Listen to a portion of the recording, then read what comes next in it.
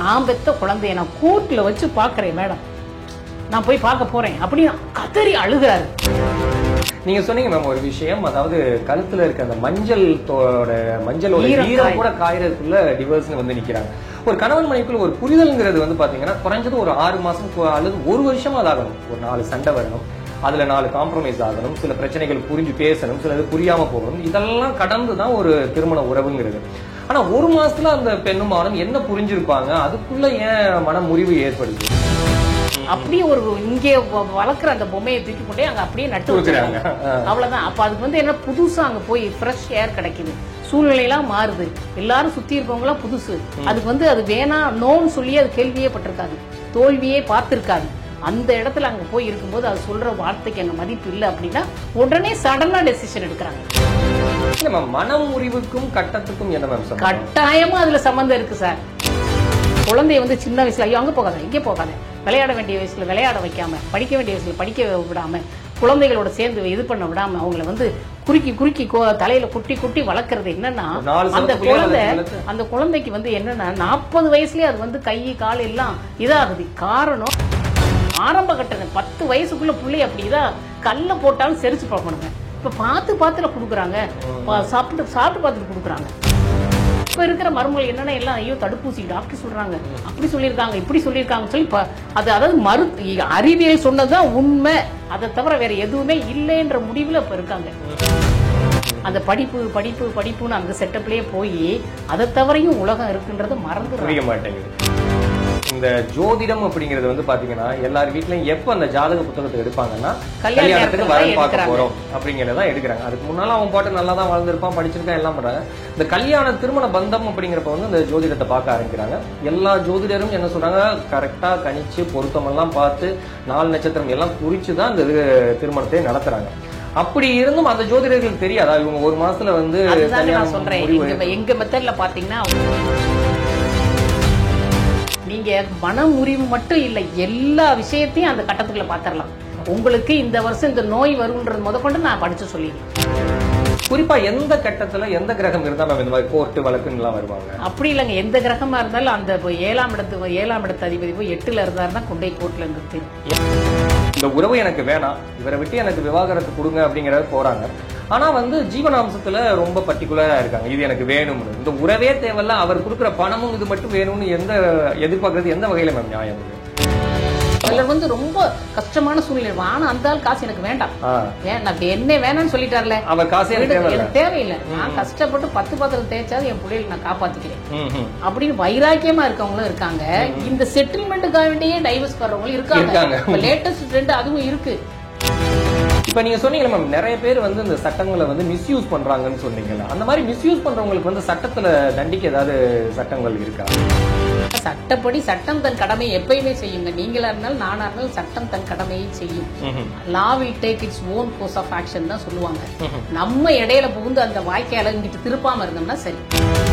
வெளிநாடுகளை compare பண்ணது நம்ம நாட்டுல மட்டும்தான் அந்த நீதி தீர்ப்பு வழங்குறது வந்து ரொம்ப காலம் அவகாசம் தேவைப்படுது, தாமதமாக நீதி கிடைக்கப்படுது அப்படின்னு சொல்றாங்க. அந்த தாமதமாக கிடைக்கக்கூடிய நீதி கூட ஒரு அநீதிக்கு சமம் அப்படிங்கிற மாதிரிலாம் சொல்லுவாங்க. ஏன் இவ்வளவு விரயமாகுது இங்க மட்டும்? ஆனா நான் அவசரமா கொடுக்குறேன்னு ஜஸ்டிஸ வந்து ஒரு நீதியை வந்து கையில வச்சுக்கிட்டு அதுதான் என்னுடைய காஸ்டா வச்சுக்கிட்டு நான் வேகமா வரக்கூடாது. எல்லாருமே இந்த சனி பயிற்சியை பார்க்க வேண்டாங்க. உங்களுக்கு சனி பகவானுடைய நட்சத்திரம் 8% ரன்னிங்கா நீங்க பார்க்கணும், இல்லன்னு நீங்க பார்க்க வேண்டாம். எல்லாமே ஒரே நேரத்துல வேலை பண்ண நம்ம மனுஷன் தாங்குவானா? ஆண்டவன் நம்மளை அப்படிலாம் கைவிட மாட்டான். எல்லாம் எப்பயுமே ஒரு பிளஸ் இருந்தா ஒரு மைனஸோட தான் ஆண்டவன் இந்த ஒவ்வொரு ஆன்மாவையும் படைச்சிருக்கான். நியூஸ் டைம் நேயர்களுக்கு அன்பான வணக்கம். சட்டம் சார்ந்த நிறைய சந்தேகங்கள் நமக்கு இருந்துகிட்டே இருக்கு. சட்டம்ங்கிறது வந்து ஒரு மிகப்பெரிய கடல். அதுவும் இந்திய சட்டத்துறைங்கிறது வந்து நிறைய விஷயங்களுக்காக உருவாக்கப்பட்டது. அப்பேற்பட்ட சட்ட மேதை வகுத்த சட்டம் சார்ந்த நிறைய விஷயங்களை தான் இப்ப நம்ம பார்க்க போறோம். நம்ம கூட ஓய்வு பெற்ற நீதிபதி திருமதி நாகரத்னம் மேம் இருக்காங்க. அவங்க கூட கலந்து பேசி நிறைய விஷயங்கள் தெரிஞ்சுக்கலாம். மேம் வணக்கம். மேம் வணக்கம். ரொம்ப சந்தோஷம் மேம் உங்களை சந்திக்கிறதுல. ஓய்வு பெற்ற நீதிபதி, கிட்டத்தட்ட ஒரு 6-7 மாவட்டங்கள்ல பணியாற்றி இருக்கீங்க. அதுக்கு முன்னால அட்வொகேட்டா கூட நிறைய விஷயங்கள் பணியாற்றி இருக்கீங்க. இன்றைய காலகட்டத்தில் வந்து பாத்தீங்கன்னா நிறைய பிரச்சனைகளை சந்திச்சுக்கிட்டே இருக்கும். சட்ட ஆலோசனை அப்படிங்கிறது வந்து யார்கிட்ட கேட்கறது, வக்கீல் கிட்ட போனா நிறைய ஃபீஸ் கேட்பாங்க, அல்லது இந்த இலவச சட்ட ஆலோசனை எப்படி அணுகலாம் இப்படிங்கிற மாதிரி நிறைய சந்தேகங்கள் இருந்துகிட்டே இருக்கு. இன்னைக்கு குறிப்பா பாத்தீங்கன்னா நிறைய பிரச்சனைகள் அப்படின்னு பாத்தீங்கன்னா அந்த குடும்பம் சார்ந்த பிரச்சனைகள் தான் இன்னைக்கு நிறைய உருவாகிட்டு இருக்கு. கடந்த ஒரு 10 ஆண்டுகளுக்கு முன்னால கம்பேர் பண்றதுக்கும் இப்பவும் பாத்தீங்கன்னா நிறைய டிவோர்ஸ் கேஸ் வந்து நிறைய போயிட்டு இருக்கு. ஒரு புரிதல் இல்ல அப்படிங்கிற மாதிரி நிறைய போயிட்டு இருக்கும். இதுக்கு முக்கிய காரணம் என்ன மேம் உங்களோட பார்வையில? நான் வந்து ஏற்கனவே சட்டத்துறையில் இருந்ததாலும் தற்போது ஏஎல்பி ஜோதிடராக இருப்பதாலும் இரண்டையும் இணைத்தே உங்களுடைய கேள்விகளுக்கு நான் பதில் சொல்லலாம் என்று நினைக்கிறேன். நீங்க சொன்ன மாதிரி இதுக்கு முன்னால் இருந்ததை விட இப்போ வந்து குடும்ப நல வழக்கு கோர்ட்ல வந்து டைவர்ஸ் கேஸ் அதிகமாயிட்டே இருக்கு. விவாகரத்து வழக்குகள் ஏன் இவ்வளவு அதிகமாகுதுன்னா நம்ம ரெண்டு தரப்புலையும் பாக்குறோம். எஸ்பெஷலி இன்னைக்கு நான் வந்து பெண்கள் என் மேல கோவிச்சுக்கிட்டா கூட பரவாயில்ல, அவங்க வந்து என்னன்னா படிப்புன்றதுக்கு மட்டும்தான் முக்கியத்துவம் கொடுக்குறாங்க. மற்றபடி அந்த உணர்வு நிலைக்கு அவங்க முக்கியத்துவமே கொடுக்கறது இல்ல. 20ல இருந்து 30க்குள்ள அவங்களுக்கு எவ்வளவோ வாய்ப்பு திருமணத்திற்கு வருது. அதை பூரா என்ன பண்ணி நான் படிக்கணும், வேலைக்கு போகணும், நான் செட்டில் ஆகணும், செட்டில் ஆயிட்டு நான் கல்யாணம் பண்ணணும். இந்த போங்களே இருக்கிறதுனால அவங்களுக்கு என்ன ஆகுதுன்னா 30 வயசு ஆயிருது. 30க்கு அப்புறம் என்ன ஆகுதுன்னா சொல்றாங்க 20 to 30ல வாழ்க்கையை பத்தி பேசுவாங்க, 30ல வாழ்றத பத்தி பேசுவாங்க. இந்த நிலைமைக்கு இன்றைக்கு பெண்கள் ஆளாக்கி இருக்காங்க. உடனே சடனா முடிவெடுக்கிறாங்க, சடனா போயிடுறாங்க. அவங்க வந்து அவங்களுடைய ஜாதகத்தையும் அவங்க பாக்குறது இல்ல. அவங்க பாக்காட்டினாலும் பரவாயில்ல, அவங்க பேரண்ட்ஸையும் பார்க்க விட மாட்டேன்றாங்க. பாக்குற பேரண்ட்ஸ் சொல்ற அந்த ஐடியாவை காது கொடுத்தே கேட்க மாட்டேன்றாங்க. அவங்க வந்து அதை கன்சிடர் பண்ணணும். அவங்க வந்து பெற்றோர்கள் வந்து அவங்க வேலைக்கு போறதையோ, அவங்க மிகப்பெரிய உயர்ந்த படிப்பு படிச்சு மிக பெரிய பதவிகளை உட்கார்ந்து அலங்காரம் பண்றதை யாரும் தடுக்க போறது இல்ல. சைட்ல கொஞ்சம் இதையும் பாத்துக்கங்க, உங்க லைஃப்லயும் பாத்துக்கங்க அப்படின்னு சொல்றோம். ஏன்னா இப்ப நம்ம வாழக்கூடிய வாழ்க்கையில பாருங்களேன், சாப்பாடுல இருந்து எல்லாமே உங்களுக்கு ஹைபிரிட் வருது. அப்போ நம்ம உடம்பே வந்து ஏதோ அடல்ட்ரேஷன் ஆகி போய் தான் இருக்கு. நம்ம தனியா வேற போய் அந்த ஃபுட்டுன்னு ஃபாஸ்ட் ஃபுட்டுன்னு என்னென்னத்தையோ உள்ள போட்டு நிறைக்கிறோம். அப்ப நம்ம ஒட்டுமொத்த உடம்பு மட்டும் இல்லங்க, மைண்டும் அடல்ட் ஆகி போய் கிடக்கு, மனசும் கெட்டு போய், அதான் மைண்ட் உடம்பு மனசு எல்லாமே அடல்ட் ஆகி இருக்கு. அப்ப என்னன்னா எங்கிட்டு பார்த்தாலும் நமக்கு நிறைய செய்திகள் தேவையோ தேவையில்லையோ நமக்குள்ள வந்து விழுந்துகிட்டே இருக்கு. அப்ப இவங்களுக்கு வந்து கரெக்டான முடிவு எடுக்க தெரியல. அப்ப என்ன பண்ணணும்னா அவங்க படிக்கிறதுல ரொம்ப நம்பர் 1 இருக்காங்க, பயங்கர பிரில்லியண்டா இருக்காங்க, பயங்கர பிரில்லியண்டா இருக்காங்க. இந்த விஷயத்துல அவங்க கூட்டவே விட வேண்டாம். ஏன் தெரியுமா, அவங்க பேரண்ட்ஸுக்கு கொஞ்சம் காது கொடுத்தா போதும்.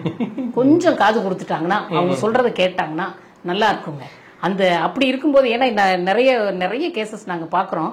ஒரு பொண்ணு பார்த்தா ஒரே மாசத்துல வந்து நிக்கிறாங்க. அந்த மஞ்சள் கயிறு கூட தாலி பறிக்க கட்டல, அந்த மஞ்சளுடைய அந்த இது ஈரம் கூட காயாம வந்து நிக்கிறாங்க. இன்னொரு கொடுமை, ஒரு 4 நாளைக்கு முன்னால என்கிட்ட ஒருத்தர் வந்தாருங்க.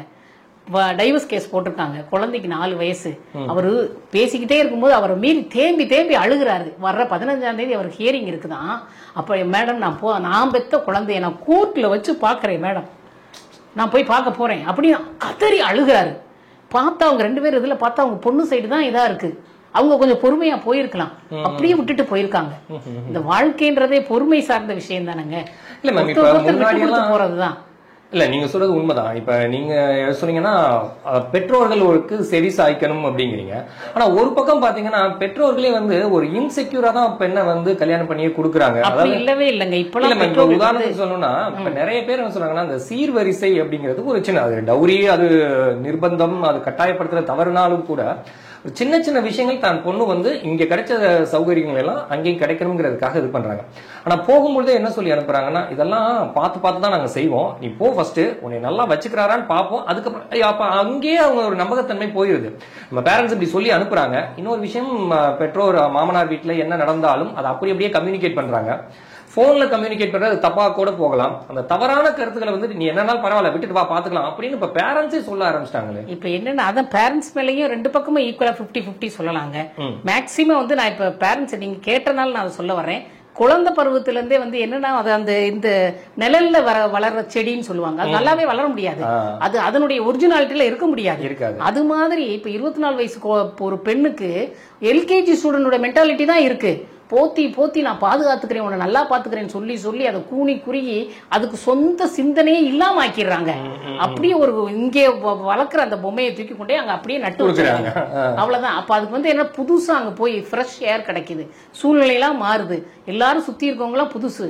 அதுக்கு வந்து அது வேணா நோன்னு சொல்லி அது கேள்வியே பட்டிருக்காது, தோல்வியே பார்த்திருக்காது. அந்த இடத்துல அங்க போய் இருக்கும்போது அது சொல்ற வார்த்தைக்கு அங்க மதிப்பு இல்லை அப்படின்னா உடனே சடனா டெசிஷன் எடுக்கிறாங்க.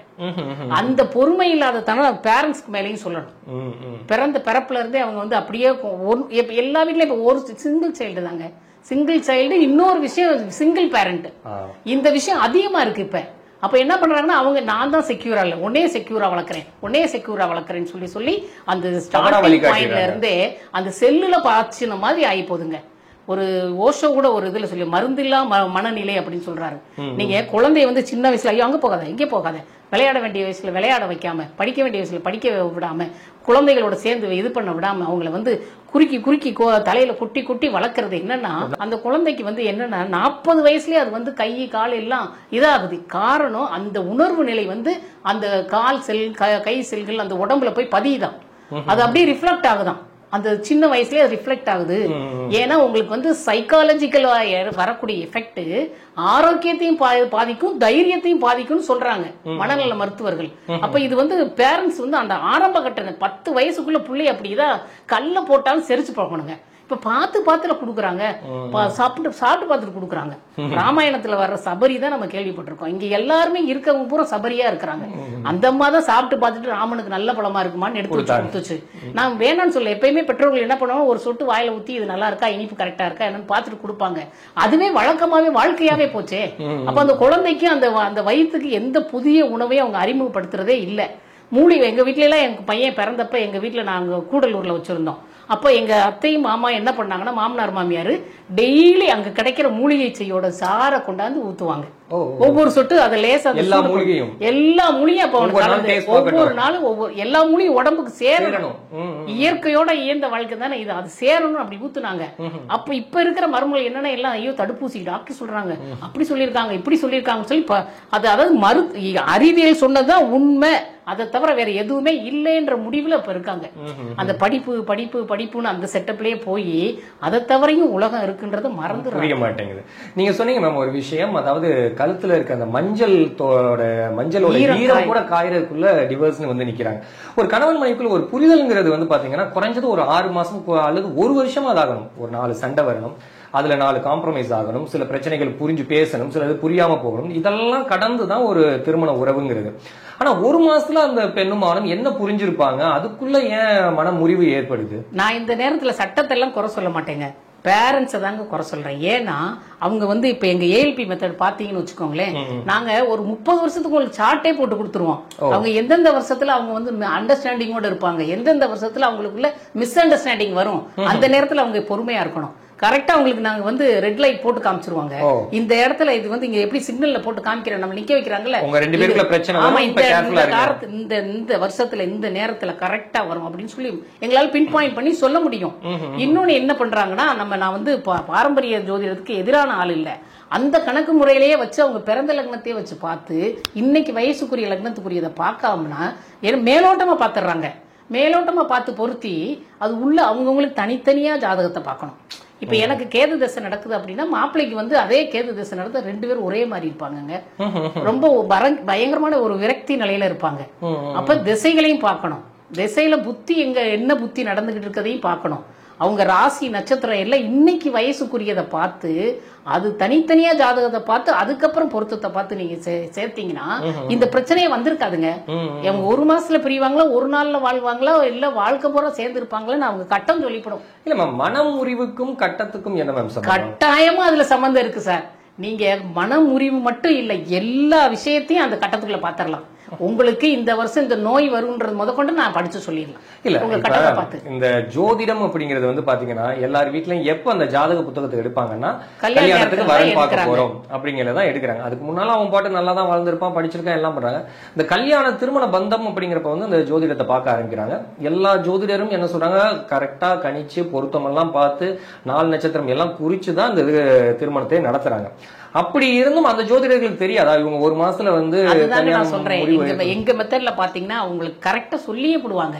இப்ப அந்த நேரத்துல பர்டிகுலர் டைம்ல உங்களுக்கு அந்த நல்ல நேரம் நல்லா இருக்கு திருமணம் பண்ணுங்கன்னு சொல்லியிருப்பாங்க. அதுக்காண்டி கடைசி வரைக்கும் உங்களுக்கு நேரம் நல்லா இருக்குன்னு யாருமே கேரண்டி கொடுக்க முடியாதுங்க. இல்ல இப்ப ஜோதிடத்துல வந்து ஒரு நெகட்டிவா சொல்லிட்டாங்கன்னா இந்த ஜோதிடர் வந்து தப்பு தப்பா சொல்றாரு அவர்கிட்ட போகவே மாட்டாங்க. அதை பத்தி கவலையே படக்கூடாது நான் ஜோதிட நண்பர்கள் யாருமே. ஏன்னா இருக்கிறத உள்ளபடி உள்ளதை சொல்லிட்டு போயிடணும். அவங்க முடிவு எடுத்துக்கிட்டோம். ஆனா நம்ம கட்டத்தை பார்த்துட்டோம். நமக்கு ஆண்டை வந்து அந்த இதை கொடுத்துட்டான், ஒரு அனுகிரகம் கொடுத்துருக்கான். அப்ப அதை பார்த்ததை தான் சொல்லணும். அவன் இந்த மாதிரி உங்களுக்கு இருக்கு, இதை நீங்க சேர்த்தீங்கன்னா இந்த வருஷத்துல அவங்க வந்து ரொம்ப இதா இருப்பாங்க, கொஞ்சம் அவங்க பொறுமையா இருக்கணும். இல்லைன்னா டக்குனு 3 வருஷம் வரைக்கும் அவங்களுக்கு ரொம்ப அது நீடிக்குது அப்படின்னா நாங்க வேணான்றோம். வேண்டாங்க, இவங்க ஆரம்பத்துல இருந்தே அப்படியே அங்கிட்டே போயிருவாங்க. சின்னதை பெருசாக்கி பேனை புழுவை இதாக்கின்னு சொல்லுவாங்கல்ல, அது மாதிரி ஆகி போயிரும். அது வேணானே சொல்லிடுவோம். இல்ல இப்ப நீங்க நீதிபதியா இருந்த வரைக்கும் வந்து பாத்தீங்கன்னா சட்ட ரீதியாக வர்றவங்களை பார்த்து அதுல யாரு நல்லது எது கெட்டது அப்படின்னா அலசி ஆராய்ஞ்சு தீர்ப்புகள்லாம் வழங்குறீங்க. இப்போ வந்து நீங்க ஜோதிடம் படிச்ச பிறகு எல்லாருடைய வாழ்க்கையை அனலைஸ் பண்ணி பாக்குறீங்க. சோ இது போல இருந்தா வாழ்க்கை வந்து சிறக்கும், இந்த நேரத்துல இந்த மாதிரி பிரச்சனைகள் வருங்கிறதெல்லாம் பாக்குறீங்க. இந்த ரெண்டையும் ஒப்பிட்டு பார்க்கல எப்படி தெரியுது? முன்னாடியே நீங்க அது கத்துருந்தீங்கன்னா உங்களோட தீர்ப்புகளுக்கு இன்னும் ஆடட் அட்வான்டேஜா இருந்திருக்கும். அதை படிச்சிருந்தா எனக்கு ஒரு அது நிச்சயமா நான் எப்பயுமே அப்பயே நான் யோசிப்பேன், என்ன இவங்களுக்கு டைமோ இங்க வந்து நிக்கிறாங்க அப்படின்னு ஒரு யோசனை மட்டும்தான் வந்தது. இதை இப்ப நான் இதே மாதிரி அப்பயே படிச்சிருந்தேன்னா இன்னும் நல்லா அவங்களுக்கு சிறப்பான தீர்ப்பெல்லாம் கொடுத்திருக்கலாம்ங்கறீங்க. சேஃபான இல்ல, அவங்க எந்த காலகட்டத்துல வந்து எப்படி நிக்கிறாங்க, அவங்களுக்கு அட்லீஸ்ட் கவுன்சிலிங்னு ஒரு ஸ்டேஜ் இருக்குங்க. மனமுறிவு வழக்குல கவுன்சிலிங் ஒரு ஸ்டேஜ் இருக்கு. அதை தாண்டி தான் அவங்களை நாங்க ட்ரையலுக்கே கொண்டுட்டு போவோம், வழக்கு நடத்தவே போவோம். அப்ப அந்த கவுன்சிலிங் ஸ்டேஜ்ல நாங்க அதை யூஸ் பண்ணிருக்கலாம். இதெல்லாம் உங்களுக்கு இதெல்லாம் இருக்கு, ஆமா இப்படிதான் இருக்குங்க. இது இப்போ நீங்க செய்யறது இது இல்ல, உங்க கட்டத்துல இருக்கிற இதனால நீங்க இந்த மாதிரி வந்து நிக்கிறீங்க, கொஞ்சம் பொறுத்து போங்க அப்படின்னு அவங்களுக்கு எடுத்து சொல்ல ஆள் இல்லைங்க. குறிப்பா எந்த கட்டத்துல எந்த கிரகம் இருந்தா இந்த மாதிரி கோர்ட்டு வழக்குன்னு எல்லாம் வருவாங்க? அப்படி இல்லைங்க, எந்த கிரகமா இருந்தாலும் அந்த 7ஆம் இடத்து அதிபதி போய் 8ல இருந்தாருன்னா கொண்டே கோர்ட்ல நிறுத்திடும். 7ஆம் இடத்து அதிபதினா யாரு? 7ஆம் எப்பயுமே ஆப்போசிட். அதே கணவன்னா மனைவினா கணவன். என்னோட கட்டத்துல இருந்து 7ஆம் இடத்துல எந்த கிரகம் இருக்கும் அவங்களுக்கு வந்து யாரு இருக்கணும்? இல்ல 7ஆம் இடத்து கிரகம் வந்து 8ல இருக்க கூடாது. பிரச்சனையா தான் கண்டிப்பா பிரச்சனையை தான் சந்திச்சுக்கிட்டே இருக்கும். அது ஆட்டோமேட்டிக்கா அது கொண்டு வந்து நிறுத்திடும். அதுக்கப்புறமா நம்ம வந்து இப்ப எங்களை மாதிரி ஆட்கிட்ட வந்தா நாங்க சொல்லுவோம், இதுதான் உங்களோட கிரக நிலைப்படி இப்படி இருக்குங்க. நம்ம கிரகங்களை சொல்ல வேண்டாம், உங்களுக்கு அது குறிகாட்டிருச்சு. இந்த குறி காட்டினதை புரிஞ்சுக்கிட்டு நீங்க கொஞ்சம் அமைதியா இருந்துட்டீங்கன்னா, இது நம்ம காந்தியடிகள் வச்சிருந்த 3 பொம்மை மாதிரி ஆயிரணும். கண்ணு தெரியல, காது கேட்கல, வாய் பேச தெரியாது இருந்துட்டீங்கன்னா, அந்த காலத்தை நீங்க போக்கிட்டீங்கன்னா உங்களுக்கு வந்து ரொம்ப நல்லா இருக்குங்க. அதுக்கப்புறம் நல்லா இருக்குங்க, இந்த 1 வருஷத்தை கொஞ்சம் பொறுத்துக்கங்க அப்படின்னு சொல்லிட்டோம்னு வச்சுக்கோங்களேன், அவங்களும் புரிஞ்சுக்குவாங்க. அந்த ஆலோசனை கொடுக்கறதுக்கு இல்ல, அவங்க கரெக்டான கைடன்ஸுக்கு இல்ல, அது எஸ்பெஷலி வித் அஸ்ட்ராலஜிக்கல் நாலேஜோட சொல்றதுக்கு ஆள் இருந்தாங்கன்னா எங்கேயோ போயிருவாங்க. இது மட்டும் இல்லைங்க, இப்ப பசங்களாம் பாருங்களேன், 21 வயசுல இருந்து 24 வயசு வரைக்கும் நான் போய் யூபிஎஸ்சி எழுத போறேன்னு சொல்லி கண்டினியூஸா 5 இயர்ஸ் 6 இயர்ஸ் அதுலயே பொழுத போய்க்கிறாங்க. நான் படிச்சு நான் அதை இது பண்ணிட்டு தான் வருவேன் அப்படின்னா நான் வாழ்த்துறேன் அவங்களை, அவங்க முயற்சிக்கு பாராட்டுறேன். அது சிலந்தி பூச்சி மாதிரி விழுக வந்து முயற்சி பண்ணிக்கிட்டே இருக்காங்க, கஜினி முகமது மாதிரி எடுத்துக்கிட்டே இருக்காங்க. அதெல்லாம் நல்லதுதான், முயற்சி தான். ஆனா எத்தனை பேர்த்துக்கு இன்னைக்கு அவங்க படிச்ச படிப்புக்கு வேலை செய்யறாங்க இல்ல? ஏன்னா அவங்க முயற்சி செஞ்சு அது பூரா வீணா போகுது. இப்ப அதே பையனே வந்து இப்ப இதை படிச்சுக்கிட்டு இருக்கும் போதே அவர் மாஸ்டர்ஸ் படிக்கலாம், பிஹெச்டி பண்ணலாம். அதெல்லாம் விட்டுட்டு இதுலயே கான்சென்ட்ரேட் பண்றாங்க. இதுலயே கான்சென்ட்ரேட் பண்ணி இதுல வந்துட்டாங்க இல்லைன்னா இல்ல, அதுவும் இல்ல. அப்ப என்னன்னா அந்த பர்டிகுலர் பீரியட், அந்த ஒரு 5 வருஷம் வரைக்கும் இயரும் டைமும், அந்த டைம் பணம் கூட அப்பா அம்மா கொடுத்துட்றாங்க, நீங்க சம்பாதிச்சு கொடுத்துருவீங்க. அந்த போன 5 வருஷத்தை நீங்க எங்க போய் பாப்பீங்க, எங்க போய் கேட்பீங்க? திரும்ப இந்த பிரபஞ்சம் கொடுக்குமா? நம்ம கொடுக்காதே. அப்ப என்ன சொல்றேன், இந்த இடத்துலதான் நீங்க ஜாதகத்தை பாருங்கன்றோம். உங்களுக்கு ஜாதகத்துக்கு முன்னால வரேன் மேம், ஏன்னா இப்ப நீங்க அதை கொஞ்சம் நிறைய கற்று தேர்ந்ததுனால எல்லாத்தையும் அதுல கொஞ்சம் கோட் பண்றீங்க, ஏன்னா பிராக்டிகலா அது சொல்றீங்க. இப்ப சட்ட திட்டங்கள்ல வந்து மேம் ஒரு குறிப்பிட்ட ஒரு குற்றச்சாட்டுக்கு போகும்போது பாத்தீங்கன்னா சில டிஃபால்ட்டா சில கேசஸ் வந்து எடுத்து கொண்டு வந்து மிஸ்யூஸ் பண்றாங்க.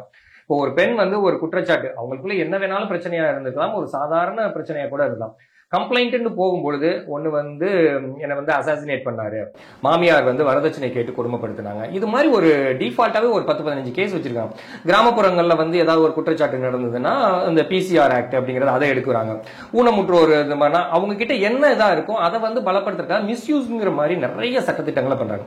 இது யாரு மேல மேம் குற்றம்? இது இது வந்து நீங்க அவங்க பண்ணக்கூடிய இல்ல வக்கீலே வந்து இப்படி எடுத்தாங்கன்னா இன்னும் 2-3 கேஸ் இதெல்லாம் இருக்கு, இதெல்லாம் போட்டு விடலாம்னு அவங்க தான் கைட் பண்றாங்க. அவங்கள நம்ம குற்றம் சொல்ல முடியாதுங்க. நமக்கு வந்து இந்த கோர்ட்லயே வந்து ப்ராசஸே என்ன தெரியுமா, ஒரு வாய்ப்பு கொடுக்குது கோர்ட்.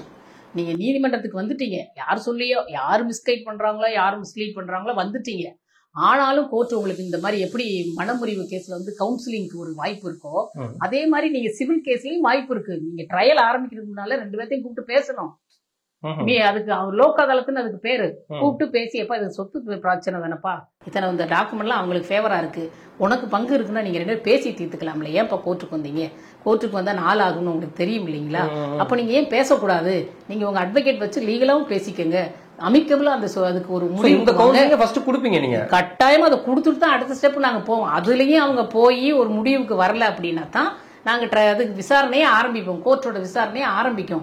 அப்புறம் தான் உங்களை எல்லாம் பாக்ஸ்ல ஏத்தி அவங்களை விசாரிப்பாங்க. அதுக்கு முன்னால இத்தனை இது சட்டம் கொடுத்துருக்கு. மீடியேஷன் இருக்கு, ஆர்பிட்ரேஷன் இருக்கு, கன்சிலியேஷன் இருக்கு, இத்தனை விஷயமும் இருக்கு. Win and win situation. அது உங்களுக்கும் இழப்பு இல்லை, எனக்கும் இழப்பு இல்லை, நாம சமரசமா போகணும். அதுல அவ்வளவு வாய்ப்பு இருக்கு. அதையெல்லாம் அவங்க வந்து அதுக்கு வந்து எப்ப அந்த சூழ்நிலை வரும்னா, நான் இப்பயும் திரும்ப ஜாதகத்துக்கிட்ட தான் போறேன். இதை பார்த்திருந்தாங்கன்னா அவங்க அதுக்கு வந்து அமைதியா போய் மாட்டாங்க. இதை பார்த்திருந்தாங்கன்னு வச்சுக்கோங்களேன், சாதாரண பேச்சுவாக்குல டக்குன்னு ஒரு வார்த்தையில இதாகி அடிதடி சண்டையாகி போய் அங்க போய் கோர்ட்ல ஃபைன் கட்டிப்பாங்க. காரணம் அங்க 8ஆம் அதிபதி போய் 2ல இருப்பாரு. அது போய் அங்க போய் இருந்துச்சுன்னு வச்சுக்கோங்க, பேச்சே இதாகி போயிடும். அப்படி விஷமாகி அது அவங்களை இது பண்ணி அவங்க பயங்கரமான சண்டையாகி போகும். இன்னொரு விஷயம் மேம், இந்த குடும்ப உறவுகள் சார்ந்த விஷயத்துல பாத்தீங்கன்னா, இந்த உறவு எனக்கு வேணாம், இவரை விட்டு எனக்கு விவாகரத்து கொடுங்க அப்படிங்கறத போறாங்க. ஆனா வந்து ஜீவனாம்சத்துல ரொம்ப பர்டிகுலரா இருக்காங்க, இது எனக்கு வேணும்னு. இந்த உறவே தேவையில்ல, அவர் கொடுக்குற பணமும் இது மட்டும் வேணும்னு எதிர்பார்க்கறது எந்த வகையில மேம் நியாயம் இது? அதுதாங்க, அதாவது நீதியை தாண்டி அறம் இருக்கு, தர்மம் இருக்கு, அறம் இருக்கு. இப்ப நீங்க தான் இது சொன்ன மாதிரி, அதாவது வேணான்னு சொல்லிட்டீங்களே, ஏன் காசு உங்களுக்கு அப்படின்றது போறது ஒரு விதம். இல்ல நீ எனக்கு நஷ்ட ஈடு கொடுன்னு கேட்கறது இன்னொரு விதம். 2 விதமான பெண்களையும் பார்த்துருக்கோம். சிலர் வந்து ரொம்ப கஷ்டமான சூழ்நிலை, ஆனா அந்த ஆள் காசு எனக்கு வேண்டாம், என்ன வேணாம்னு சொல்லிட்டார்ல, எனக்கு தேவையில்லை, நான் கஷ்டப்பட்டு 10 பாத்திரம் தேய்ச்சாது என் பிள்ளைகளை நான் காப்பாத்திக்கிறேன் அப்படின்னு வைராக்கியமா இருக்கவங்களும் இருக்காங்க. இந்த செட்டில்மெண்ட்டுக்காக வேண்டியே டைவர்ஸ் வர்றவங்களும் இருக்காங்க. லேட்டஸ்ட் ட்ரெண்ட் அதுவும் இருக்கு. இப்ப அதுதாங்க இஸ்லாத்துல வந்து என்னன்னா, மெயின்டெனன்ஸ் வந்து இப்பதான் அது புதுசா ஒரு சட்டம் கொண்டு வந்திருக்காங்க. அவங்க முதல்ல அது இல்ல, இப்ப போராடி எல்லாம் கொண்டு வந்திருக்காங்க. அங்க வந்து பெண்களுக்கு ஆண்கள் தான் மகர் கொடுக்கணும், மகர் தொகை. அதாவது இந்த இது வரதட்சணை சொல்றாங்க, உனக்கு ஒரு அமௌண்ட் குறிப்பிட்ட தொகையை கொடுத்துதான் அவங்க அந்த பெண்ணை கல்யாணம் பண்ண முடியும். அப்படி மனமுறிவு ஆயிடுச்சுன்னா அந்த தொகையை வந்து அவங்க திரும்ப கொடுக்கலாம், டெபாசிட் மாதிரி. ஆமா, அவங்க என்னை வேணான்னு சொல்லிட்டேல அப்படின்னு சொல்லிட்டு அவங்களுக்கு வந்து, ஆனா அவங்க வாங்க மாட்டாங்க, ஆண்கள் வாங்க மாட்டாங்க. அந்த மாதிரி செட்டப்லாம் ஒவ்வொரு இதுலயும் இருக்கு, மாறி மாறி வந்திருக்கு. மெயினா பார்த்தோம்னு வச்சுக்கிட்டீங்கன்னா, இந்த நீங்க கேட்ட மாதிரி தான், அவரே வேணான்ற போது அந்த காசு எதுக்கு அப்படின்னு ஒரு கேட்டகரி இருக்காங்க. இதுதான் போச்சே, பசு இறந்து போச்சுன்னா அதுக்கான இதை கொடு அப்படின்னு கேட்கற மாதிரி தான், இழப்பீடு கொடுன்னு கேட்க. இதுல ரொம்ப பாதிக்கப்படுறது யாருன்னு பாத்தீங்கன்னா, அந்த குழந்தைங்க தான். குழந்தைகள் இருந்தாங்கன்னா ரொம்ப பிரச்சனையா இருக்கு. அது ஒரு சினிமால பாக்குற மாதிரி, பழைய காலத்து டி ராஜேந்திரன் படம் பாக்குற மாதிரி கண்கூடா நீங்க பாத்துட்டு இருப்பீங்க அந்த மாதிரி விஷயம். அது மாதிரி பார்க்கும்போதெல்லாம் உங்களுக்கு மனநிலை எப்படி மேம் இருக்கும்? ஐயோ ரொம்ப கஷ்டமா இருக்குங்க. அந்த குழந்தைங்க தான் ரொம்ப கஷ்டமா இருக்கும். இதே மாதிரி வழக்கு நான் அட்வொகேட்டா இருக்கும் போதே நான் பாத்திருக்கேங்க. ஹைகோர்ட்ல இது பண்ணியிருந்தேன். அப்போ வந்து நான் வந்து அதாவது கணவர் சைடா அப்பியர் ஆகுறேன். அவங்க வந்து ஒரு இதுதான் இஸ்லாமிய சமயத்தை சேர்ந்தவங்க தான். அவங்க ஏற்கனவே அக்ரிமெண்ட் போட்டு இந்த மாதிரி நான் உங்களை விட்டு பிரிஞ்சு போயிடுறேன்னு சொல்லி இதெல்லாம் ஒரு லம்சம் அமௌண்ட் வாங்கிட்டு குழந்தைய எங்கள்கிட்ட நாங்கள் உங்கள்கிட்ட கொடுத்துட்டு போயிடறோம் எல்லாம் அக்ரிமெண்ட் போட்டு கையெழுத்து போட்டு காசெல்லாம் வாங்கிட்டு போயிட்டு திரும்ப பையன் வேணும்னு சொல்லி கேஸ் போடுறாங்க. பையன் வேணும் அப்படின்னு சொல்லி எல்லாம் முறைப்படி இது பண்ணிட்டு வர்றாங்க. அப்போ அந்த குழந்தைய வந்து யார் பண்ணா, அப்பா வந்து வேற இடத்துல ஃபாரின்ல வேலை பார்க்குறாரு, பையன் முழுக்க அவங்க தாத்தா பாட்டிகிட்ட வளர்றான். இப்போ வந்து என்னன்னா, கோர்ட்ல கேஸ் போட்ட பிறகு நான் கேட்குறேன், எங்களுக்கு குழந்தைய முதல்ல கோர்ட்ல ப்ரொடியூஸ் பண்ணுங்க அப்படின்னு சொல்லி நான் ஐயாட்ட ஜட்ஜுக்கிட்ட எங்க உயர்நீதிமன்ற நீதியரசர்கிட்ட நான் கேட்கும்போது, அப்போ வந்து அவங்க உடனே நான் பெட்டிஷன் போட்டு கேட்டோன்னே வேர் இஸ் த சைல்டு அப்படின்னு கேட்குறாங்க ஆப்போசிட் அட்வொகேட்ட. அவருங்க வந்து எங்கேயோ அப்போ time to produce the child காலான் சச் அண்ட் சச் டேட் அப்படின்னு சொல்லி போட்டாங்க ஒரு 3 நாள் தள்ளி. அப்ப என்னன்னா, இப்ப கட்டாயம் கோர்ட்ல கொண்டாந்து குழந்தைய ப்ரொடியூஸ் பண்ணி தான் ஆகணும். நீங்க வந்து எல்லாம் சொல்றீங்கல்ல, குழந்தை வந்து இதாகுது, சின்ன குழந்தையா இருக்கு, கை குழந்தையா இருக்கு, நான் பெத்த தாய் தான் பாத்துக்கணும் அப்படின்னு நீங்க ஏற்கனவே அக்ரிமெண்ட்ல போட்டு பணம்லாம் வாங்கிட்டீங்க, சரி பணத்தை விடுங்க, குழந்தை இப்ப யார்கிட்ட இருக்கணும்ன்றது குழந்தைய அதாவது வெல்ஃபேர் ஆஃப் த சைல்டு தான் முக்கியம் குழந்தைங்களை பொறுத்த அளவுக்கு. அப்ப அந்த குழந்தை எங்க இருக்கணும், அதோடைய விருப்பம் என்ன அப்படின்றத டிசைட் பண்றதுக்கு குழந்தைய கொண்டாந்து கோர்ட்ல நிறுத்துங்கன்னு சொல்லிட்டாங்க. அந்த டைமும் கொடுத்தாச்சு. ஏதோ ஒரு கல்யாண வீட்டுல வச்சிருந்த குழந்தைய போய் இவங்க ஏற்கனவே புடுங்கிட்டு போயிட்டாங்க. அப்படிதான் சொல்லணும். இப்ப மாப்பிள்ளை சைடுல கணவர் சைடு அந்த அவங்க தாத்தா பாட்டி வச்சிருந்த கல்யாண வீட்டுல இருந்து புடுங்கிட்டு போயிட்டாங்க. அப்புறம் கோர்ட்ல கொண்டாந்து ப்ரொடியூஸ் பண்றாங்க. ஒரே டிராமா. என்னன்னா அங்க இருக்கிற அந்த ஸ்டாஃபையும் மயங்கி விழுந்துட்டாங்க. அவ்வளவு ஒரே கத்தல், அப்படி விழுந்துட்டாங்க. அப்புறம் நான் அவங்க நீதியரசர் பார்த்துக்கிட்டு தான் இருந்தாங்க. குழந்தைய நீங்க வந்து என்கிட்ட விட்டுருங்கன்னு மேல கூப்பிட்டுக்கிட்டாங்க. அவங்க இதுல அந்த டயஸ்க்கு கூப்பிட்டுக்கிட்டாங்க. இப்ப குழந்தைங்க மேல ஐயா கிட்ட நிக்குது. அப்ப இங்க வந்து அம்மாவையும் கூப்பிடுறாங்க, இந்த பக்கம் அப்பா தாத்தா பாட்டியும் கூப்பிடுறாங்க. குழந்தைகிட்ட நீ ஆட்டப்பா போறேன்னா நேர விறுவிறுன்னு வந்து அது அவங்க தாத்தா பாட்டிகிட்ட போயிருச்சு. அதை பார்த்தோன்னா இன்னொரு ஸ்டாஃப் அந்த எழுந்து கொஞ்சம் உட்காந்து திரும்ப மயக்கம் போட்டு விழுந்துட்டாங்க. அதாவது அந்த அளவுக்கு அவங்க வந்து என்ன காசுன்னு இருக்கிறவங்களும் இருக்காங்கங்க. உண்மையா குழந்தைக்கு ஆமா வளர்க்குறவங்களும் இருக்காங்க. அந்த மாதிரி சிச்சுவேஷன்ல அப்ப அந்த குழந்தைக்கு வந்து அது வளர்ந்த பிறகு இந்த அம்மா நம்மளை வந்து இப்படி கையெழுத்து போட்டு கொடுத்து விட்டு நம்மளை விட்டுட்டு காசு வாங்கிட்டு போனாங்கல்ல அப்படின்னு அது மனசுல பதியுமா இல்லையா? கட்டாயமா பதியும் அந்த குழந்தைங்களுக்கு. அதனால இப்ப இந்த ஃபேமிலி கோர்ட் ப்ராப்ளத்துல கணவன் மனைவிக்கு அவங்க 2 பேரும் ஈகோவை பார்த்து நீ பெருசா நான் பெருசான்னு அலைஞ்சுக்கிட்டு இருக்கும்போது இடையில அல்லாடுறது அந்த கால விரயம்ங்கிறது திரும்பி பார்த்தா ஒண்ணுமே இருக்காது. இதுக்கு இவ்வளவு போராட்டம் குழந்தைக்கு வந்து மனசுல பதிஞ்சிருங்க. குழந்தைங்க வந்து நம்ம அதாவது சொல்றதை விட நம்ம எப்படி நடக்கிறோன்றதான் அவங்க மனசுல பதியும், அதை ஃபாலோ பண்ணுவாங்க. நீங்க சொன்ன மாதிரி இவ்வளவு காலங்கள் கடந்து போயிட்டு திரும்பி பார்த்தா இவ்வளவு கோர்ட்டு கேஸ் அசிங்கம்னு பட்டதுக்கு இந்த இவர் கூட வாழ்ந்த வாழ்க்கையே ரொம்ப சின்ன கஷ்டமா இருந்திருக்குமே தெரிய வரும். அவங்க உணர்வாங்க, 2 சைடுமே உணர்வாங்க. 2 சைடுமே உணர்றதுக்கு வாய்ப்பு இருக்கு. இப்ப நீங்க சொன்னீங்க மேம், நிறைய பேர் வந்து இந்த சட்டங்களை வந்து மிஸ்யூஸ் பண்றாங்கன்னு சொன்னீங்கல்ல, அந்த மாதிரி மிஸ்யூஸ் பண்றவங்களுக்கு வந்து சட்டத்துல தண்டிக்க ஏதாவது சட்டங்கள் இருக்கா? இல்ல, அது மிஸ்யூஸ் பண்றாங்கன்றத விட நம்ம அப்படி சொல்லக்கூடாது. இப்ப நீங்க நான் இந்த இடத்துல நான் மீடியா ட்ரையல் அப்படின்ற ஒரு வார்த்தையை யூஸ் பண்ணணும்னு நினைக்கிறேன். ஏன்னா சட்டப்படி சட்டம் தன் கடமையை எப்பயுமே செய்யுங்க. நீங்களா இருந்தாலும் நானா இருந்தாலும் சட்டம் தன் கடமையை செய்யும். Law will take its own course of action தான் சொல்லுவாங்க. நம்ம இடையில புகுந்து அந்த வாய்க்கால இங்கிட்டு திருப்பாம இருந்தோம்னா சரி, அது பாட்டு கரெக்டா என்ன இருக்குமோ அது போயிடும். இப்ப நம்ம மீடியா ட்ரையல்ன்றது வந்து என்னன்னா ரொம்ப எப்பயுமே ஒரு வார்த்தை சொல்லுவாங்க, famous cases makes bad laws அப்படின்வாங்க. மிகப்பெரிய வழக்குகள் எல்லாம் ஒரு மோசமான சட்டத்தை உருவாக்கும் சொல்லுவாங்க. அரசியல் சார்ந்த வழக்குகள் பெரிய ஃபேமஸ் கேஸ்னால இட் இன்க்ளூட்ஸ் ஆல். அந்த அப்ப அது வந்து ஒரு நல்ல ஒரு இதா கொண்டு வர முடியாது அப்படின்றது கான்ஸ்டிடியூஷன்ல நான் படிக்கும் போது படிச்சிருக்கேன். அப்ப அதே மாதிரிதான் இப்ப நீங்க வந்து என்னடா அந்த கேஸ் என்னாச்சு அப்படின்னு நீங்க உங்களுக்கு ஒரு அதாவது நீதி கிடைக்கிறதுக்கு ஒரு இதைத்தான் நீங்க நிலைநாட்ட வர்றீங்க. ஆனா அங்க கம்ப்ளீட் அங்க ப்ரொசீஜரே வேற. நீங்க தான் போலீஸ் ஆபீசர், நீங்க கொண்டாந்து என்ன கொடுக்குறீங்களோ அதுபடி இருக்கான்னு தான் கோர்ட் பார்க்கும். புரியுதுங்களா? எஃப்ஐஆர்ல என்ன இருக்கு, சார்ஜ் ஷீட்ல என்ன இருக்கு, அந்த இன்கிரீடியன்ஸ் கரெக்டா இங்க மேட் அவுட் ஆயிருக்கா அப்படின்றதான் கோர்ட் பார்க்கும். நீங்க வெளியில நடக்கிறது நீங்க இந்த இதுல இப்படி சொல்லிருக்கீங்க அதை அப்படி சொல்லிருக்கீங்கல்ல, அது கோர்ட்டுக்கு அது தேவையில்லாத விஷயம். ஏன்னா அதுக்கு சட்டத்திற்கு முன்னால் என்ன கொடுக்கப்படுகிறதோ அந்த அடிப்படையிலும் சட்டப்படியும் அந்த கிடைக்கிற அந்த சாட்சிகளுடைய விசாரணை அடிப்படையிலும் தான்.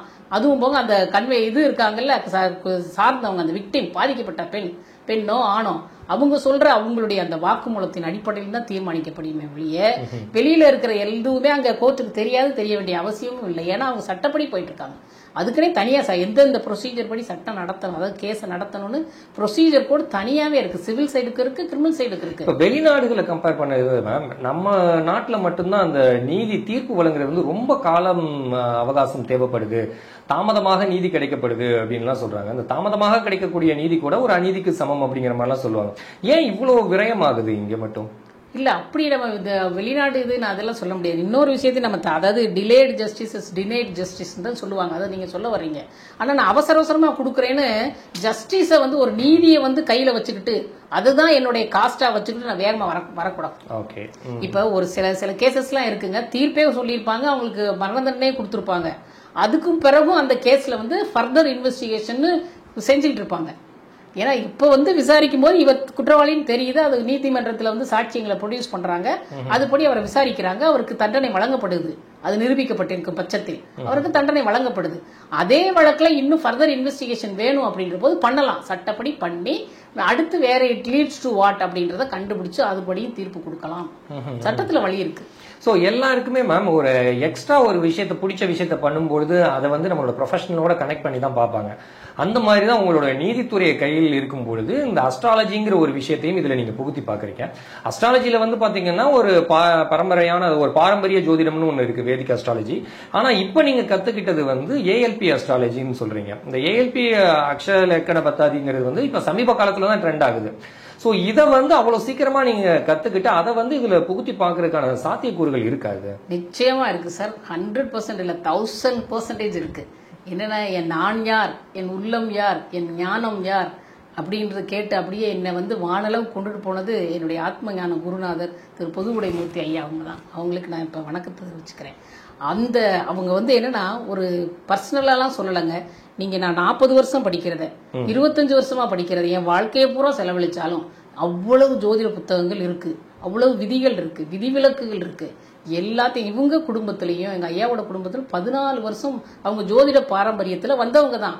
பார்த்துருக்காங்க. எல்லாத்தையும் பார்த்து பார்த்து தட்டி எல்லா தேவையில்லாதெல்லாம் இது பண்ணிட்டு கரெக்டா 5 பொன் விதிகள்னே சொல்லலாங்க. தங்க விதிகள் 5. இத கையில புடிச்சிட்டேன்னு வச்சுக்கோங்க, நீங்க யாரா இருந்தாலும் நாங்க போட்டு சொல்லி. என்ன விதிகள் மேம் அது? அதுல அது சொல்லக்கூடாது. அது படிச்சாதான் சொல்லணும். ஆமா, நீங்க வந்து படிங்க, அப்பதானே படிப்பீங்க. இங்கேயே சொல்லிட்டு நீங்க இதுலயே தெரிஞ்சுட்டு இப்படியே போட்டுருவீங்க இல்ல, வந்து படிங்க. அப்படி ஏன்னா 15 நாள்லயே உங்களுக்கு நீங்களே வந்து உங்களுக்கே பலன் பார்க்கலாம், உங்க குடும்பத்தாலையும் நீங்க பலன் பார்க்கலாம். குடும்ப பிரச்சனைகளுக்கு என்னென்ன மாதிரி கிரகங்கள் இருந்தா இந்த மாதிரி பிரச்சனைகள்லாம் வருமா? இப்போ ஒண்ணுமே இல்லைங்க, சிம்பிள்ங்க.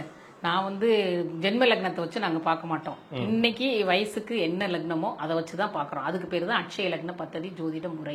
இப்ப அதுவே வந்து இப்ப குடும்ப உறவுகள், இப்ப ஆண் பெண் கணவன் அந்த இது மனமுறிவு பத்தி ஒரு கேள்வி வருது அப்படின்னா முக்கியமா என்ன பார்க்கணும், 7ஆம் அதிபதி. இப்ப வந்து எனக்கு ஏஎல்பி லக்னம் சிம்ம லக்னம் போதுன்னு வச்சுக்கோங்க. இப்போ பூர நட்சத்திரம் எனக்கு போய்கிட்டு இருக்கு அப்படின்னா அந்த அந்த குறிப்பிட்ட அந்த நட்சத்திரக்கூடிய அதிபதி வந்து சில இடங்கள்ல இருக்கக்கூடாதுன்னு ஒரு இது இருக்குங்க. அந்த இடங்கள்ல இருந்தா கட்டாயம் அதை வந்து நாங்க மேட்சே பண்ண மாட்டோம். இல்லன்னு சொல்லிடுவோம், இந்த வருஷத்துக்கு உள்ள அது கட்டாயம் பிரச்சனையா இருக்குங்க, சேர்த்தீங்கன்னா அதனால சேர்க்க வேண்டாம், வேற பார்க்கலாம். கண்டினியூஸா பார்ப்போம். ஒரு குறிப்பிட்ட 4 இடங்கள் இருக்கு. அந்த 4 இடங்கள்ல இருந்தா, அந்த பூர நட்சத்திரத்தினுடைய அதிபதி 4 இடங்கள்ல இருந்தாருன்னா அதை சேர்க்க மாட்டோம் நாங்க. இல்லைன்னா சொல்லிடுவோம், இது இடத்துல இருக்கு, ரொம்ப கட்டாயம் பேச்சினால பிரச்சனை வரும், அவங்க வந்து வெளியில இருப்பாங்க, அதுல பிரிஞ்சிருவாங்க அப்படின்ற கட்டாயமே ஒண்ணு வரும். 8ல இருந்துச்சுன்னு வச்சுக்கோங்களேன், அது வந்து தீராத பிரச்சனையை கொடுக்கும். இது சாதாரணமா இருக்குங்க, அதுவே பெரிய பிரச்சனையாக்கி விட்டு போயிடும். என்ன அவங்களே திரும்பி பார்த்தாலும் என்ன ஒண்ணுமே இல்லை, நம்ம இவ்வளவு தூரம் வந்துட்டோமே, நம்மள ரொம்ப இவ்வளவு தூரம் விலகி வந்துட்டோமே அப்படின்னு நினைக்கிற அளவுக்கு இருக்கும் அந்த டைம். அந்த டைம் மாறுதுன்னு வச்சுக்கோங்களேன், ஏதோ ஒரு சூழ்நிலையில அவங்க வந்து இணைஞ்சிருவாங்க. பேச்சுவார்த்தைகள் நல்லா கரெக்டா போகும். முடிஞ்ச உடனே அவங்கள ரீயூனியன் ஆகுறது காரணமே அதுதான். உங்களுக்கு 10 நிமிஷம் வரைக்கும் ஏஎல்பில நீங்க துல்லியமா பார்க்கலாம். இப்ப குறிப்பிட்ட ஜாதகம், குறிப்பிட்ட ராசி நட்சத்திரம் உள்ளவங்க ஏதாவது ஒரு குறிப்பிட்ட ராசி நட்சத்திரம் கூட சேரவே கூடாது அப்படிங்கிற மாதிரிலாம் இருக்குல்ல மேம், அது மாதிரி உள்ளது எது மேம் சேரலாம், அது எது சேரலாம், எது சேரக்கூடாது? அப்ப நான் என்ன சொல்றேன்னா, நீங்க பாரம்பரியத்துலதான் அந்த 7ஆம் இடம் 1 7 பார்ப்பாங்க, நாங்களும் 1 7 பாக்குறோம். எனக்கு என்னன்னா, நீங்க இன்னைக்கு உங்களுக்கு என்ன நட்சத்திரம் போகுதோ அங்க வந்து 7ஆம் பாகத்துல ஒரு நட்சத்திரம் பார்ப்போம் நாங்க. 7ஆம் அதிபதி எங்க இருக்காரோ அதை வச்சுதான் நாங்க டிசைட் பண்ணுவோம். நீங்க எந்த நட்சத்திரம் வேணாலும் இருக்கலாம். கணவருக்கோ இப்ப இது வந்து பெண்ணு அப்படின்னா, ஆணுக்கு வந்து இப்ப பெண்ணுக்கு வந்து இப்ப ஏதோ ஒரு நட்சத்திரம் போகுது, விருச்சிக ராசியில இருக்கிற 9 பாதத்துல ஏதோ ஒரு பாதம் போகுது. அதே இதை அப்போ ஆப்போசிட்ல எங்க பார்க்கணும், ரிஷபத்தில் பார்க்கணும். இப்போ ரிஷபத்தில் வந்து ஏதோ ஒரு 9 பாதத்தில் அவருக்கு ஒன்று போகும். அந்த அதிபதி எங்க இருக்கான்றதுதான் முக்கியம். புரியுதுங்களா? அது ரொம்ப இன்ட்ரெஸ்டிங்கா இருக்குங்க. நீங்க கால்குலேஷனே பார்க்க. இப்ப இது கன்னி லக்னத்துல வந்து 9 நட்சத்திர பாதங்கள் இருக்கு. அதாவது சூரியன், சந்திரன், செவ்வாய், அவங்க 3 நட்சத்திரம், அவங்களுக்குரிய நட்சத்திரம் அங்க இருக்கு. அப்ப 7ஆம் பாவம் எது? கன்னி லக்னத்துக்கு மீன லக்னம். மீனத்துல என்ன இருக்காங்கன்னா, குரு இருக்காரு, சனி பகவான் இருக்காரு, புதன் இருக்காங்க. இதுல இவங்க 2 பேத்துக்கு அட் பிரசன்ட் என்ன போகுது, அவங்க எல்லாம் எங்க இருக்காங்க அப்படிங்கறத வச்சு பாக்குறோம். அது டெப்தா போய் பார்த்தாதான் அது உண்மையான ரிசல்ட் கிடைக்கும். அதனால வந்து நீங்க நேரடியா வந்து ஏதோ a+2 a+b whole square equal to a square plus b square plus 2ab எல்லாம் சொல்ல முடியாது.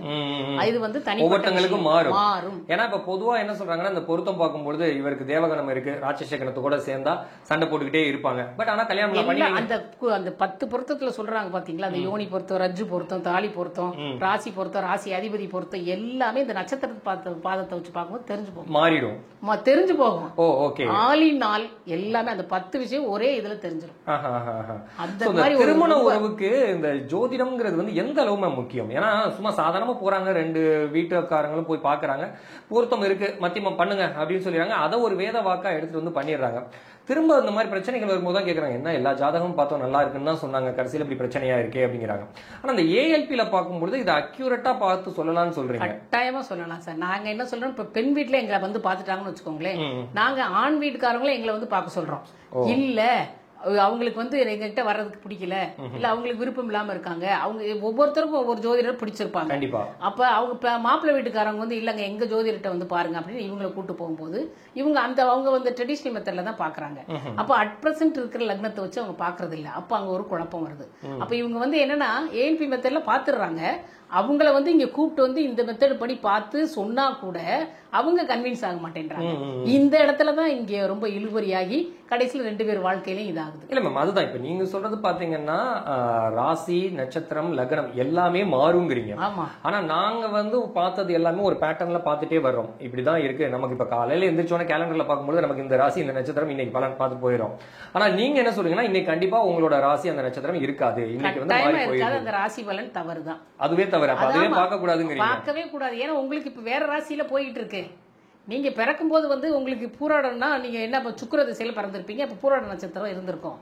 இப்போ உங்களுக்கு திசை மாறி இருக்கு. இப்ப ராகு திசை வந்துச்சுன்னு வச்சுக்கோங்களேன், அப்போ உங்களுக்கு சதய நட்சத்திரமா இருக்கணும், இல்லைன்னா சுவாதியா இருக்கணும், இல்லைன்னா திருவாதிரையா இருக்கணும். அப்ப போய் நீங்க அதை பார்க்க முடியுமா? இன்னைக்கு அப்ப நீங்க யாரை பார்க்கணும்? ராகுவை பார்க்கணும். சரி மேம், இப்போ உங்க கணிப்பு படி இது எல்லாமே மாறி இருக்குன்னு சொல்றீங்க.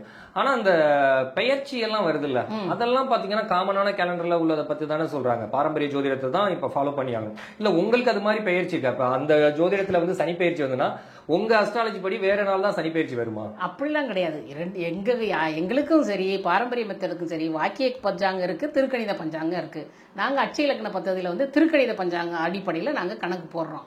இப்ப வந்து திருக்கணித பஞ்சாங்கம் படி இப்ப எக்ஸாம்பிளுக்கு இப்ப சனி பகவான் வந்து வர 29ஆம் தேதி மார்ச் மாசம் கும்பத்துல இருந்து மீனத்துக்கு போறாரு. இது வந்து எங்களுக்கும் பயிற்சி தான். எப்படி பயிற்சினா, இப்ப என்னோட லக்னம் எங்க இருக்கு, ஏஎல்பி லக்னம், அட்சய லக்னம் எங்க இருக்கோ அதுக்கு எத்தனாம் பாகத்துல இப்ப இவருக்கு மீனம் வந்து வருது.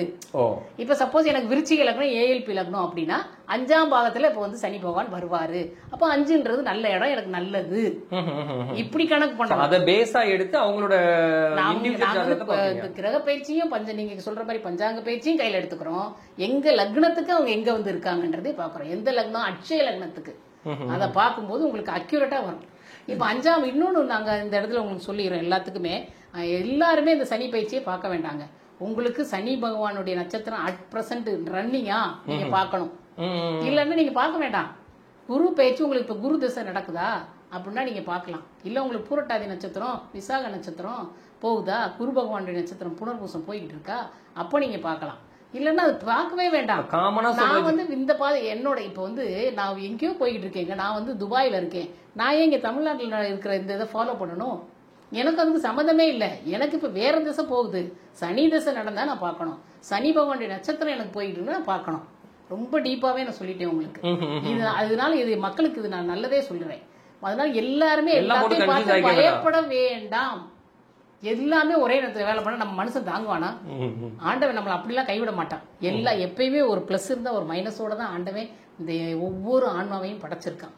அதனால இந்த ஆன்மாவை வந்து கட்டாயம் அந்த ஜோதிடத்தின் வழியா நீங்க நம்ம தரிசிக்கலாம். நல்ல விஷயம் நீங்க சொன்னீங்க. அதாவது கடவுள் வந்து எல்லாரையும் கைவிட்ட மாட்டாருன்னு சொன்னீங்க. ஜோதிடம் பாக்குறதெல்லாம் தாண்டி எல்லாருமே ஜோதிடம் படிங்க அப்படின்னு சொல்றீங்க ஏஎல்பி மூலமா.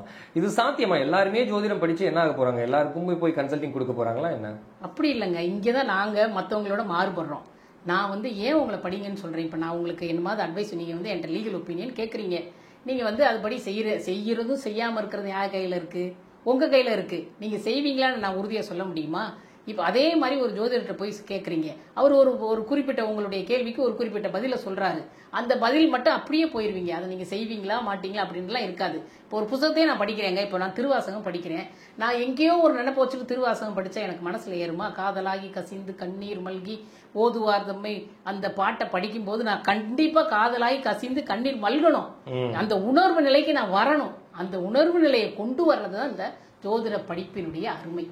நீங்க வந்து மத்தவங்கிட்ட போய் கேட்கும்போது அந்த உணர்வுகள் இருக்க மாட்டீங்க. அப்போ ஒன்னும் உங்க டைம் பாப்பீங்க, இல்லன்னா உங்க பணிப்பர்ஸ் பாப்பீங்க.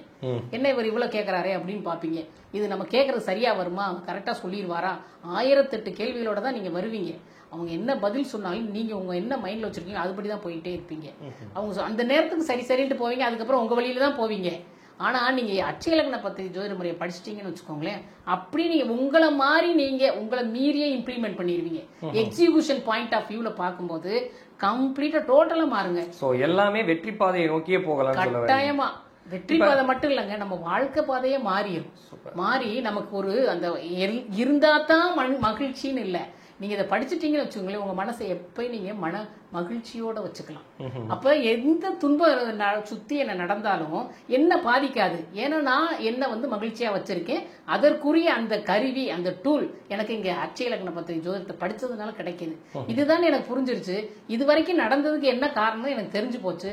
இப்படிதான் போக போகுதுன்ற கூகுள் மேப் மாதிரி எனக்கு பழியும் சொல்லி கொடுத்துட்றாங்க. அப்ப நான் ஏன் பதஷ்டப்படணும்? இதுதான் நடக்கும்னு தெரிஞ்சிருச்சே. அந்த அந்த பாயிண்ட் ஆஃப் வியூ, அந்த இடத்துல வந்து எனக்கு அங்கே ஒரு புண்ணு வரப்போகுது, கட்டி வரப்போகுது அப்படின்னா நான் வந்து இப்போ ப்ரிவென்டிவாக இருந்துருவேன். அட்லீஸ்ட் அதுக்கு வந்து அதை மருந்து மாத்திரை சாப்பிட்றதுக்கு என் மனநிலையை ரெடி ஆக்கிக்கிருவேன். இந்த மனநிலை தானே வேணும். மனுஷங்களா இருக்கவங்களுக்கு எல்லாமே அதான். இந்த சிச்சுவேஷன் திடீர்னு ஒரு சூழ்நிலை வருது, சரி வா பரவாயில்ல என்ன இருந்தாலும் பாத்திரலாம், அப்படி அந்த ஃபேஸ் பண்ற அந்த கெப்பாசிட்டி நமக்கு கிடைக்குங்கிறீங்க. நிறைவாக மேம், அதாவது இப்ப பாத்தீங்கன்னா எல்லாருக்குமே வந்து எந்த ஒரு பிரச்சனைக்கும் பரிகாரத்தின் மூலமாக மாற்றிடலாம் அப்படிங்கிறீங்க அப்படின்னு சொல்றாங்க எல்லா ஜோதிடர்களும். இந்த கோயிலுக்கு போனா இந்த பிரச்சனைக்கு தீர்வு வரும் அப்படிங்கிறாங்க. இந்த மாதிரி பரிகார முறைகள் வந்து எந்த அளவுக்கு மேம் சாத்தியமான ரிசல்ட்டை கொடுக்குது? இது கட்டாயம் நான் சொல்லி நல்ல வேளை நீங்க இந்த கேள்வி கேட்டீங்க. எங்க அட்சய லக்ன பத்தி ஜோதிட முறையில பாத்தீங்கன்னா 10, 11, 12, 1, 2, 3 இந்த பாவகங்களை நாம இயங்கக்கூடிய பாவகங்கள்னு சொல்றோம். ஏன்னா நான் வந்து முதல்ல சட்டத்துறையில இருந்தேன், இப்ப ஜோதிடத்துறைக்கு வந்திருக்கேன். ஸோ என்னோட தொழிலை நான் என்னோட இதுக்கு மாத்திக்கலாம். அதுக்கு தகுந்த மாதிரி என்னுடைய லாபம், வெற்றி, மகிழ்ச்சின்றதை மாத்திக்கலாம். நான் சுப விரயம் பண்றேனா இல்ல அசுப விரயம் பண்றேனா, என்ன சில சேமிக்கிறேனா, இன்வெஸ்ட்மெண்ட் முதலீடு செய்யறேன்றதே என்ன கையில இருக்கு. ஒன்று நான்றது என்னுடைய சொல், செயல், என்னுடைய சிந்தனை எல்லாம் என் கையில இருக்கு. என்னுடைய முயற்சி என் கையில இருக்கு. இதெல்லாம் வந்து இயக்கக்கூடிய பாவகங்கள். இயங்காத பாவகங்கள்னு ஒன்று இருக்கு. என் தாயை நான் மாற்ற முடியுமா? என் தந்தையை மாற்ற முடியுமா? என் குழந்தைகளை மாற்ற முடியுமா? அதே மாதிரி நான் ஏற்கனவே வச்சிருக்க அந்த கடனை மாற்ற முடியுமா? கடன்னா பணம் மட்டும் இல்லைங்க, நான் முன் ஜென்மத்தில் செய்திருக்கக்கூடிய அந்த வினையினுடைய பயன் அது இங்க வந்து நிக்குமே, பெரிய கொக்கியால போட்டு நிக்கும். அதை நான் மாற்ற முடியுமா? இப்ப நான் வேணா கெஞ்சலாம், ஆண்டவன்ட்ட கெஞ்சலாம், உணர்ந்து கெஞ்சினா அவன் என்னை ஏத்துக்கலாம், என் பாவங்களை மன்னிக்கலாம், அதை கொஞ்சமாவது குறைக்கலாம், அவனுக்கு கொஞ்சம் மனசு இறங்கும். ஆனா இதெல்லாம் மாற்ற முடியுமா? நான் வாங்கி வந்ததை மாற்ற முடியாதுல்ல. அப்ப இந்த மாதிரி பாவகங்கள் இயக்க முடியாத பாவகங்கள் அப்படின்னு சொல்றோம். இந்த பாவகங்களுக்கு பரிகாரம் செய்யக்கூடாது. செஞ்ச எஃபெக்ட் இருக்காது, இருக்கவே இருக்காது. நீங்க போய் செலவழிக்கிறதா மிஞ்சும். இதுக்குதான் இவ்வளவு விளக்கம் நான் உங்களுக்கு பரிகாரத்துக்காக இவ்வளவு தொகைகள்லாம் செலவு பண்றாங்க. பரிகாரம் பண்ணாலும் நீ அது சரியாகாதுங்க. கடப்பாறையை முழுங்கி போட்டு வெறும் கசாயம் வச்சு குடிச்சா சரியாகுமா? அப்ப பொதுமக்கள் முழுங்கி இருக்கிறது கடப்பாறை, கசாயம் குடிச்சா சரியாயிருமா? சொல்லுங்க, நீங்க சொல்லுங்க. வெளியே எடுத்துறீங்களா கடப்பாறைய? அந்த கடப்பாறைன்றது நான் வாங்கி வந்த வரோம், அதை நான் வெளியே எடுக்கணும்னா நான் கெஞ்சணும், ஆண்டவனை கெஞ்சணும், படைச்சவனை கெஞ்சணும். அப்படிதான் அதை கொஞ்சம் கொஞ்சமா பொதுமக்களுக்கு என்ன ஒரு விஷயம்னா, பரிகாரம்ங்கிற ஒரு விஷயத்துக்காக செலவழிக்காதீங்கன்னு சொல்றீங்க. கட்டாயமா செலவழிக்க கூடாது. நீங்க தெய்வ வழிபாடு செய்யுங்க, அது உங்க மனசுக்கு நிம்மதியை கொடுக்கும். போய் கோயிலுக்கு போயிட்டு வந்தாலும் சரியா இல்ல நான் கேரண்டியே சொல்ல மாட்டேன். நான் கிடைக்க கூடாது, எனக்கு இப்ப வருமானம் வரக்கூடாத நிலையில என்னோட 2ஆம் பாவம் இருக்கு அப்படின்னா நான் என்ன தலையில இருந்தாலும் எனக்கு வராதுங்க. நான் எவ்வளவு போய் செலவழிச்சு பரிகாரம் பண்ணாலும் எனக்கு ஒரு பிரயோஜனம் இல்லை. காசு தான் வேஸ்ட் ஆகும். அப்ப நான் என்ன பண்ணலாம்? நான் போய் அமைதியா என் மனசை வந்து இதுதான் என் நிலைமை, இன்னைக்கு இப்ப இந்த இதுக்கு வராது. அப்ப நான் அமைதியா அதை ஏத்துக்கிட்டு அமைதியா போயிடணும். நான் அப்பவே அவ்வளவு சம்பாரிச்சேன், இப்ப இப்படி உட்காந்துருக்கேன்ல இல்ல, இந்த நேரத்துல நான் இவ்வளவு அமைதியா இருக்கணும்ன்றது எனக்கு அந்த ஜோதிடம் கற்றுக் கொடுத்துருக்கு. அப்ப நான் அதன் வழியில போயிட்டேன்னா மனசு நிம்மதியாயிருது. ரொம்ப அழகா சொன்னீங்க மேம். அதாவது ஒரு விஷயம், இந்த ஜோதிட முறையை கத்து வச்சுக்கிட்டா அட்லீஸ்ட் எப்பப்பெல்லாம் பிரச்சனைகள் வரப்போகுது, எப்பப்பெல்லாம் நமக்கு ஒரு நல்ல வழிகள் வரப்போகுது அப்படிங்கிற ஒரு ப்ரீ பிளானோட இருந்தா ஈஸியா எல்லா வெற்றிகளையும் அடையலாம் அப்படிங்கிற மாதிரி சொன்னீங்க. சட்டத்துறை மட்டும் இல்லாம ஜோதிடம் சார்ந்தும் நிறைய விஷயங்கள் பகிர்ந்துக்கிட்டீங்க மேம். ரொம்ப நன்றி மேம். ரொம்ப நன்றி. இன்னும் நிறைவா ஒரே ஒரு கருத்து மட்டும், ஜோதிடத்துறை வந்து எல்லா துறையும் உள்ளடக்கிய துறை. அதனால நீங்க ஜோதிடத்தை படிச்சுட்டீங்கன்னு வச்சுக்கோங்களேன், நீங்க வந்து மற்ற நிபுணர்கள்லாம் இங்கதான் வந்தாகணும். எல்லா நிபுணர்களையும் உள்ளடக்கியது அந்த ஜோதிடத்துறை. எல்லாரும் இதுக்குள்ள வந்துருவாங்க. நீங்க அதனால நான் என்ன சொல்றேன்னா, ஜோதிடர்களுக்கு வந்து ஒரு ஸ்பெஷல் நாலேஜ் இறைவனே கொடுக்குறான்.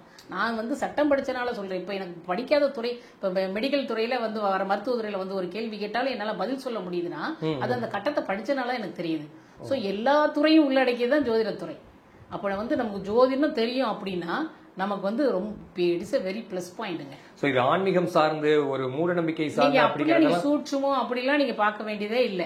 இது இந்த கட்டத்துல இருந்தா இதுதான் ரிசல்ட், இதுதான் ஃபார்முலா, இது அப்ளை ஆகிதான் ஆகும். நீ யாரா எக்ஸ் ஆறு ஒய் ஆறு இசட் ஆறு இது அப்ளை ஆகும்.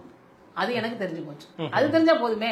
அதுக்கப்புறம் நான் ஆன்மீகத்துல போறதும் அதுல போய் மூழ்கி முத்தெடுக்கிறதெல்லாம் அவங்கவுங்க தனிப்பட்ட அதுக்கும் இது இருக்கணும். விதி இருப்பின் விதி கூட்டி அருள்கள் தான் இறைவன் சொல்றான். இப்ப மார்க்கண்டேயரை வந்து இப்போ அவர் போய் பிடிக்கும் போது காலனுக்கு பயந்து அவர் போய் சிவனை போய் பிடிக்கிறாரு திருக்கடையூர்ல. அப்ப சிவன் வந்து யமன் மேல கயிறை போட்டு அவரை தள்ளி விடுறாரு. என்ன எல்லாத்துக்குமே உண்டான விதியைத்தானே, விதிப்படிதான் அவனுக்கு முடிஞ்சிருச்சுன்னு தான் வந்து அவருக்கு முடிஞ்சிருச்சுன்னு தான் வர்றாரு இவனே. ஆனாலும் சிவன் பாதத்தை சேர்ந்துட்டனால அவருக்கு ஒரு அந்த எக்ஸ்ட்ரா இது கிடைக்குது, ஆயுள் கிடைக்குது. அப்ப அந்த அந்த இடம் வர்றதுக்கு தான் நம்ம வந்து இறைவனை கெஞ்சிரும். இது தெரிஞ்சிருச்சு அவருக்கு வந்து 16 வயசு வரைக்கும் தான் மார்க்கண்டேயனுக்கு ஆயுள்ன்றது ஜாதகம். ஆனாலும் அவர் ஏன் தப்பிக்க வைக்கப்படுகிறார்? இறைவனுடைய அருள் கிடைக்குது இல்ல. அப்ப அதுக்கு அப்ப நம்ம யார போய் கட்டி பிடிச்சா நம்மளுடைய வினைகள் தீரும், நமக்கு வந்து ஒரு மறுபிறவி கிடைக்கும் அப்படின்னு நான் இந்த இடத்துல அந்த சிவனா நான் என்னோட ஜோதிடத்தையே பாக்குறேன். இதை நான் பிடிச்சுக்கிட்டேன்னு வச்சுக்கோங்களேன், நான் என்னை கரெக்டா கொண்டு போய் சேர்த்துரும். இதன் வழிபடி போயிட்டேன். எல்லாருக்கும் அதுதான். சோ இஷ்ட தெய்வத்தை வணங்கினாவே போதும் அப்படின்னு சொல்றீங்க. தேங்க்யூ. ரொம்ப நன்றி.